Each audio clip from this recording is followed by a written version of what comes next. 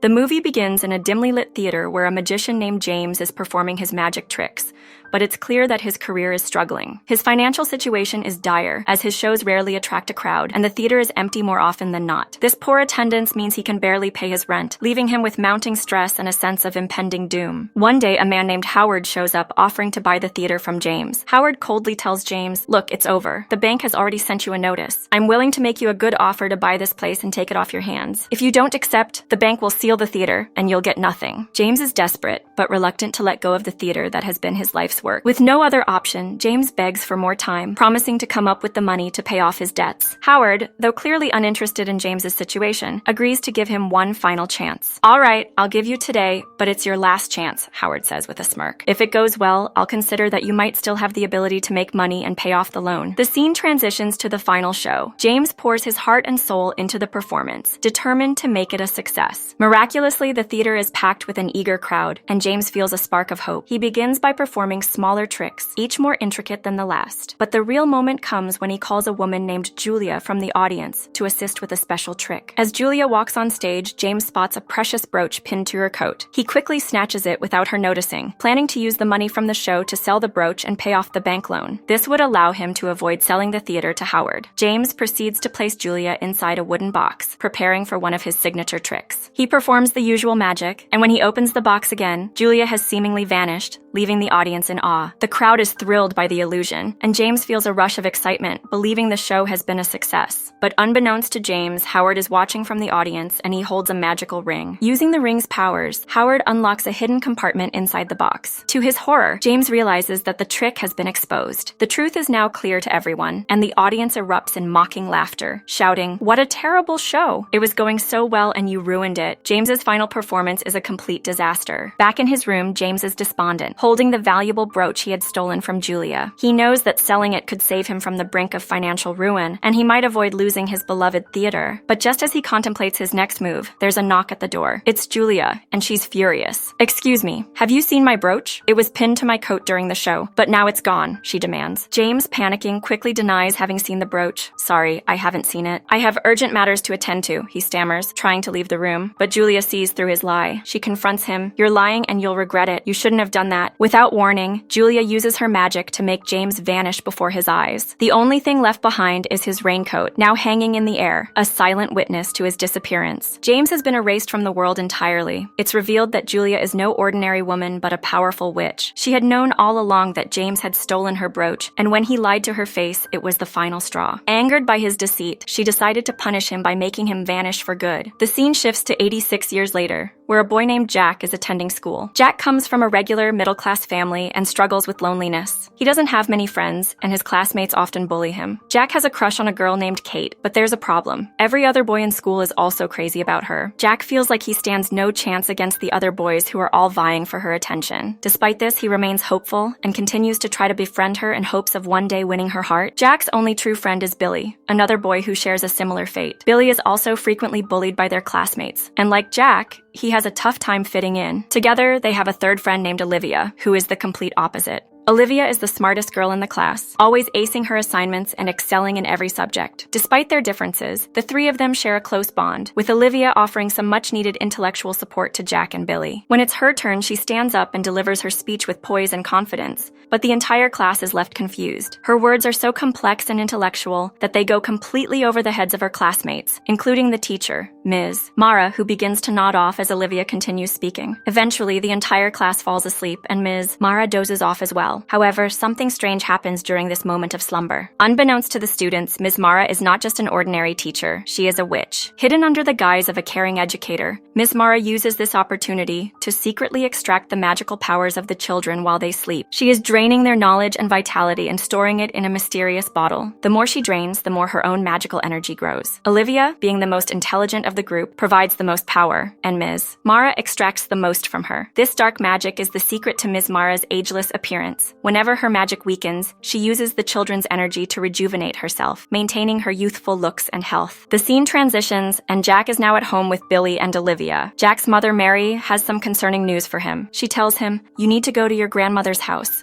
Something's come up, but I can't explain it right now. You'll have to stay there for a few days, and I'll need you to come back after that. Jack, already knowing the situation, feels a pang of worry. His father had bought their current house on a loan before he passed away, and since his death, Mary has been struggling to keep up with the mortgage payments. She has been doing everything she can to avoid having the bank seize the house, but the financial burden has become too much. With the situation growing more desperate, Mary decides to send Jack to his grandmother's house, hoping that she might be able to help raise the money needed to prevent the house from being taken. Jack, Billy, and Olivia head to Jack's grandmother's house, where they enjoy the carefree joy of visiting a loved one. They explore the house thoroughly, as children often do, hoping to uncover something useful that might solve their current problems. In the attic, they come across several old boxes filled with various costumes. Jack's grandmother had purchased these costumes at an auction, and the trio of friends finds themselves digging through them, trying on different outfits. Among the costumes, they find an old, weathered raincoat, one that looks strangely familiar. As Jack picks up the raincoat, he has a sudden realization. It's the raincoat that once belonged to James, the magician who mysteriously disappeared 86 years ago. Jack doesn't know the full details of James's life or his disappearance, but the raincoat's presence in his grandmother's attic sparks something within him. In the midst of their fun, Jack decides to try on the raincoat. As soon as he ties the rope to secure it while running, something astonishing happens. He suddenly transforms into James, the magician from the past. His friends stare in shock and confusion, not recognizing him. Billy and Olivia run away in fear, certain that they've seen a ghost. Jack, now trapped in James's form, calls out to them, "Hey! What's wrong with you?" "It's me, Jack. Why are you running away from me? Did you see a ghost or something?" But when Jack sees his reflection in the mirror, he is stunned. What happened to me? How did I turn into someone else? He immediately takes off the raincoat, and to his relief, he returns to his normal self. Billy and Olivia, both frightened and confused, also try on the raincoat, and each of them transforms into James as well. They realize that whoever wears the raincoat becomes James, and once they remove it, they revert back to their original forms. The raincoat, they discover, is enchanted by a powerful magic that traps James's essence within it.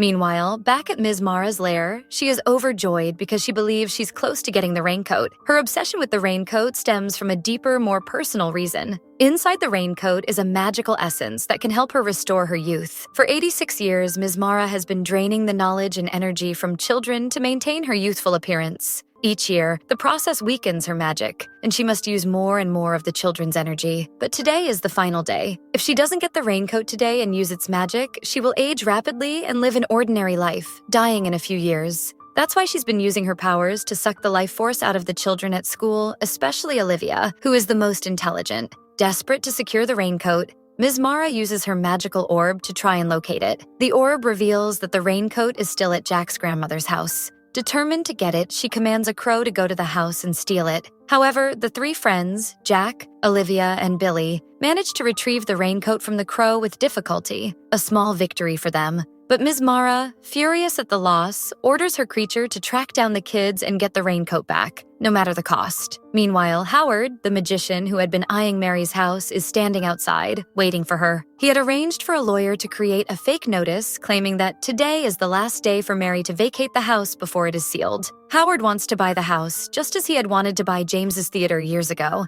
But why? Well, Howard has his own dark motives, but the kids have no idea about this yet. When Mary arrives home, Howard confronts her with the fake notice, saying, "Listen, I want to buy your house. I've seen the notice saying that if you don't pay today, the house will be sealed. So I'm offering to buy it at double its original price. This could be very beneficial for you." But Mary, understandably upset, refuses. She insists, "I just paid the EMI last week. How could they send such a notice? This can't be true." At this moment, Jack and his friends arrive, and Jack, seeing the tension, decides to transform into James using the raincoat. In his new guise, Jack confronts Howard, saying, "Howard, you can't buy this house. I'm a lawyer, and according to the law, the house can only be sealed if Mary can't pay the EMI. Otherwise, you have no right to interfere." Jack's friends find articles online that explain the law. Jack hands them to Howard, saying, "Here, read these articles. They explain the law." Howard is furious but doesn't recognize Jack, thinking that he might have met him a long time ago. Frustrated and confused, Howard storms off in anger. The kids are relieved for now, but they know this is just a temporary fix. The situation is far from over. They still need to come up with a lot of money to pay the EMI, or they risk losing the house. Billy comes up with an idea. "Why don't we ask James to help?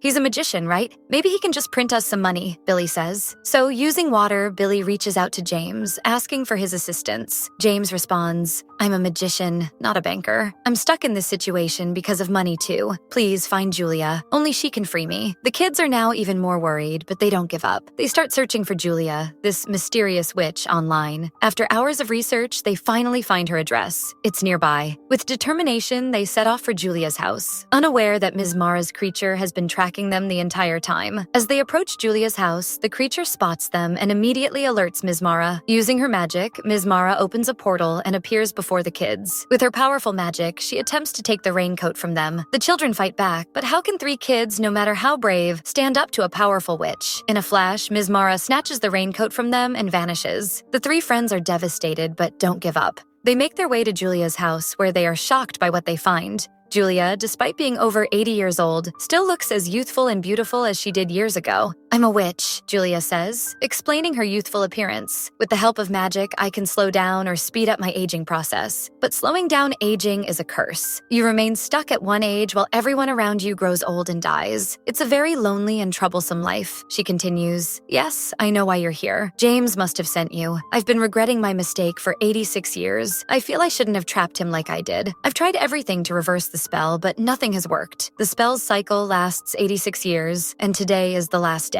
If James isn't freed today, he'll have to wait another 86 years. The kids are stunned. They tell Julia, we had the raincoat, but we lost it. Don't worry. We'll get it back for you. Julia nods somberly, but there's a sense of urgency in her eyes. You must hurry, she warns them. The children immediately start thinking about where Ms. Mara might be. Olivia suggests, she's my class teacher. Maybe she's at school. So they rush to the school, but when they arrive, Ms. Mara is nowhere to be found. At the same time, Ms. Mara is at her lair, furiously trying to figure out how to break Julia's spell. While she is inspecting the raincoat, something unexpected happens. Her cat jumps into the raincoat and transforms into James. Ms. Mara, flustered, mutters, one problem after another. She tries to catch the cat, but as the cat leaps onto the table, it knocks over several magical cubes that create portals. One of these portals opens at the school, and the cat, now transformed into James, jumps into it. At school, the kids are stunned to see James in front of them, but they quickly realize that it's the cat who entered the raincoat. They take the raincoat from the cat just in time. However, another portal begins to form, signaling Ms. Mara's arrival. Take the raincoat to Julia, Jack urges his friends. I'll stop Ms. Mara. As his friends run off, Jack stands his ground, ready to face Ms. Mara. When she appears, she immediately uses her magic to stop Jack, freezing him in place. She then checks his bag for the raincoat but finds nothing. Furious, she demands, tell me where the raincoat is or I'll make you disappear in 2 minutes. But Jack refuses to give in. You won't scare me, he says. Meanwhile, Olivia and Billy reach Julia's house, and Julia uses her magic to break the spell on the raincoat. As soon as she does, James is freed from the raincoat. He stands up, stretching his arms. Thank you, he says, turning to Julia. I'm sorry for being so greedy all those years ago. James then returns the brooch to Julia, and she smiles gratefully. But when James looks around, he realizes Jack is missing. Olivia and Billy explain, Jack went to stop Ms. Mara. We need to save him. With urgency, they all rush to help Jack before it's too late. As the story unfolds, we see Ms. Mara's dark plans come to a head. She has successfully trapped Jack in a cage, and now she's about to explain why she wants the raincoat so badly. Jack, though frightened, is curious. Why do you want that raincoat so badly? He asks. Ms. Mara sneers and begins her explanation. Inside the raincoat is a magician named James, who possesses a magical brooch, she says. This brooch is the key to my immortality. It used to be mine, but my sister Julia stole it from me. She used it to gain immortality for herself, leaving me behind with nothing. If I don't get that brooch today, I will be stuck as an ordinary person forever, growing old and eventually dying. Jack's eyes widen with shock. You and Julia are sisters? He asks in disbelief. Ms. Mara is about to attack Jack when something unexpected happens. Her creature, which had been lurking nearby, creates a portal that leads straight to Julia's house. It's clear the creature doesn't want Ms. Mara to kill Jack. Through the portal, Julia steps forward, her presence calming yet powerful. I'm sorry for my mistake, Mara, Julia says, her voice soft but sincere. I realize now that I was wrong to steal your brooch all those years ago. I want to return it to you. Ms. Mara is stunned, her mouth opening in disbelief. She thought Julia still still harbored hatred for her, but this moment shows a different side of her sister. Julia has changed, and her regret is genuine. After a long pause, Ms. Mara softens and nods. "I forgive you, Julia," she says, releasing Jack from the cage. As soon as Ms. Mara takes possession of the brooch, a magical transformation occurs. She begins to glow, her appearance youthful once again, and with the power of the brooch, she becomes immortal once more. In this moment, the two sisters reconcile, and the hatred that had consumed them for years is finally put to rest. But just as the tension seems to have resolved, another conflict arises. Howard, who had been plotting in the background, arrives at Mary's house with a sinister intent. "Last time you tricked me with a fake lawyer, but today I won't be fooled," he says, his voice dripping with malice. "You must sell this house to me." At that very moment, Jack and the others arrive, including Julia and Ms. Mara, who confront Howard together. "We won't let you succeed in your plans," Julia declares firmly. Howard, unfazed, sneers and replies, "You're too late. Mary already sold me the house." This leaves Jack confused and uncertain. Who is this man, and what does he want? He asks. Julia steps forward. "Howard isn't just a regular magician," she explains. "He wants to use a dangerous demonic spell that can only be cast once every 100 years. This spell will make him the most powerful man in the world. He has tried to perform this spell before, but other magicians stopped him. Now he's back, and he's trying again. Howard needs 3 specific locations to complete the spell. These places must be given to him willingly, or else he can't use them for his ritual. He had forced James to sell the theater, and now Mary to sell her house, all to acquire control of these 3 locations." Julia, Ms. Mara, and Jack piece together the locations and realize that Howard is already at one of them, performing the spell. The group rushes to the location, desperate to stop him. When they arrive, they find Howard and Mary in the middle of the ritual. Julia and Ms. Mara try to attack Howard, but his magical ring protects him, rendering their spells useless. The air crackles with power as Howard begins to chant the words of the demonic spell. Otherworldly phenomena start to happen around them. The tension is palpable as Howard smirks, saying, "I need someone to willingly step into this smoke. Whoever does, I will grant their greatest wish." Without hesitation, James steps forward, ready to sacrifice himself for the greater good. "I'll do it," he says. But James, being an expert in trickery, secretly steals Howard's ring. He hands it to Julia, ensuring that Howard can no longer protect himself. Furious, Howard realizes what has happened. Without the magical ring, he is vulnerable. Julia and Ms. Mara quickly use their combined magic to trap Howard in the very smoke he had created, and with that, they finally defeat him. If James had gone into the smoke, he would have perished. But by outsmarting Howard, James ensures that everyone is saved,